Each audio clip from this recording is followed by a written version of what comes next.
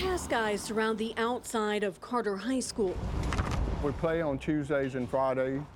But inside, the sun shines down on these baseball players. Monday, Wednesdays, and Thursdays are practice. Good. And for assistant coach Rodney Jackson, Stay with it. Ball. it's time to help kids step up to the plate. Good. With a big week ahead. Playoff starts next week, and we're going to play Godly High School next Thursday. So at the end of the day, it is do or die. The goal is to get out of the first round and go into the second round of the playoff. One of the standouts on the team Good. is 15-year-old Sean Armster, who's nationally ranked for base stealing. Good, Sean.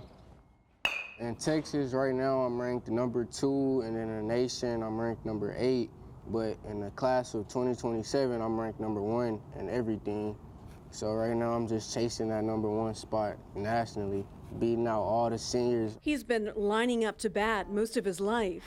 I've been playing since I was about 4 years old. Sean realizes the key to unlocking his future Good. is also working hard off the field to plant a firm foundation. Here we go. By maintaining a 3.6 GPA. Teachers in the building just keep me motivated, stand on task, because without grades, nowhere, you can't even play. Sean has big plans for his future, both with baseball and academically. He hopes to hit a home run and repay his parents for all they have done. Right now, my main goal is just be successful, go to college for free. You know, right now, all the guys, they get NILs.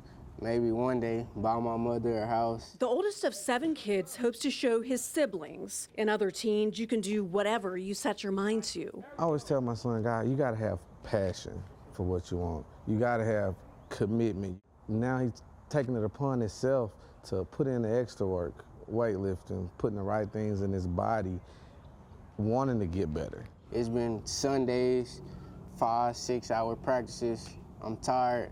Then I gotta wake up the next Monday, another 4, 5, 6 hour practice. Gotta do what I gotta do. It's all gonna pay off at the end. Come on, Sean. Come on, Sean. Come on, Sean. The nimble prodigy has his eyes on the ball Good. as he keeps his mind focused on the massive future ahead of him.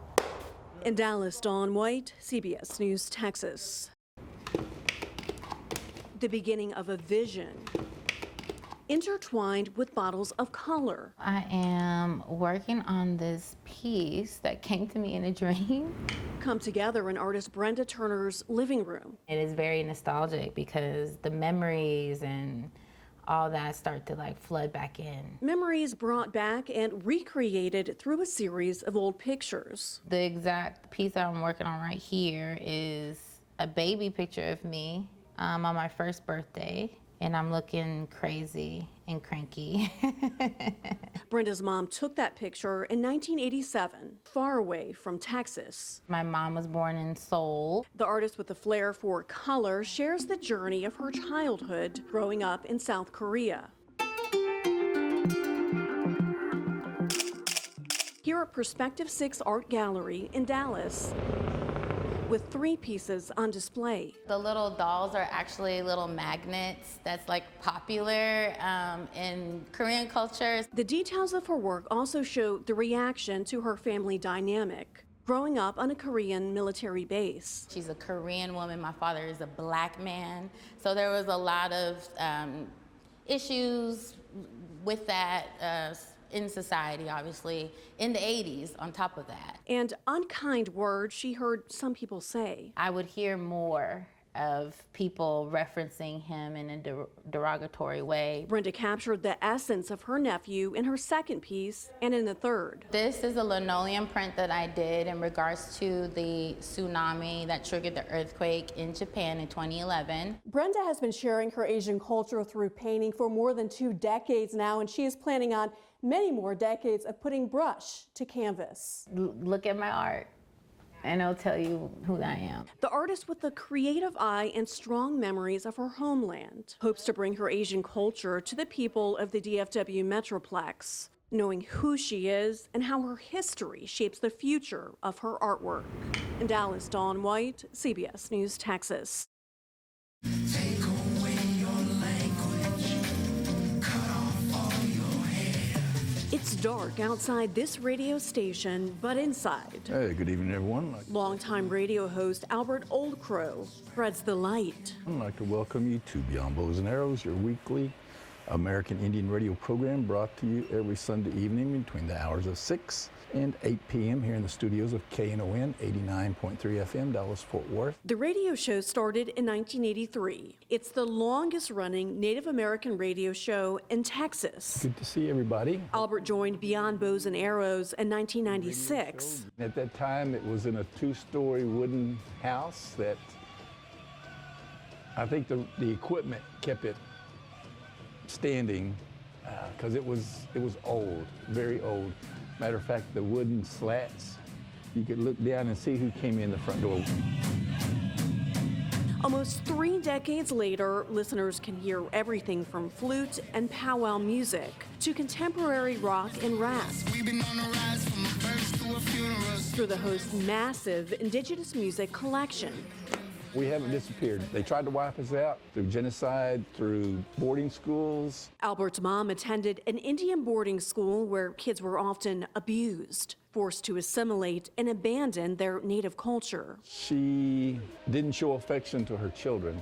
No I love yous, no I'm proud of you, no hugs. Albert made a point to show affection to his kids. Hey everybody, it is Jessica. The show brings a feeling of nostalgia for host Jessica Johnson. I've always listened to the show since the 80s. Now Jessica's on the air where she shares more than just music with listeners. Last week, we did a cooking class. If there's local shows going on, we'll discuss that. And the 4 of us, we speak a lot during the week, so we check in on what we've been doing and what's going on in the Native American community here in Dallas. The host hopes the show brings attention to the Native American community here in the DFW Metroplex, but also that it brings in new listeners to indigenous music. There may be some young person out in the audience tuning in saying, I would like to try that. Hopefully that we bring some good entertainment and that this radio station will continue even after I go on and do other stuff. The U.S. Census Bureau reports more than 100,000 Native Americans live in Texas. It will happen. The hosts hope to keep their voices and history alive,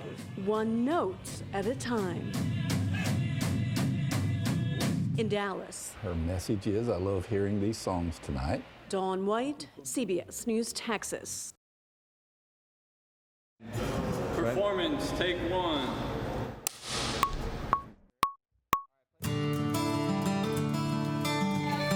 The beat and soul of music fills this fire hall. We are at Haltom Fire Department Station 3.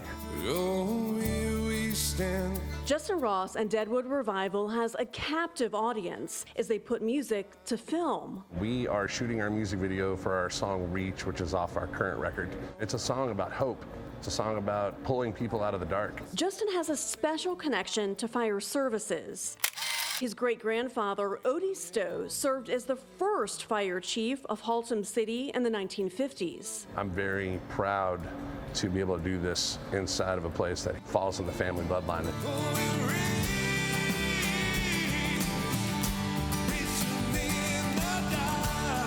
The song Reach honors the first responders who keep our community safe. They really are, every day, the first ones on the call. For this song to be dedicated to fire, EMT, EMS is an honor at 100%.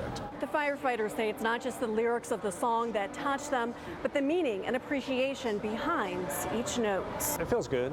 You know, it feels really nice to have somebody that wants to give back to the community, that is putting themselves on the line to protect society. And we're a tight-knit community, you know, firemen, firewomen across the nation. You know, we all have the same heart and the same passion for what we do.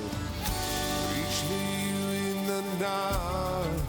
Justin and the Haltom City Fire Rescue Department are uniting their passion as they organize a fundraiser for local first responders in September at Texas Live. We got to talk to and work with Texas Line of Duty Death, who is the task force that he is raising proceeds for. that community is something that gives back to families that are in need when, you know, they have a line of duty death or a severe injury. And so it's great as a fire department to be able to host that. And at the Haltom City Fire Department, we're happy to be a part of it. I hope that it brings them happiness and lets them know that there's some guys out there, just a band from Fort Worth that is writing music that honors what they do.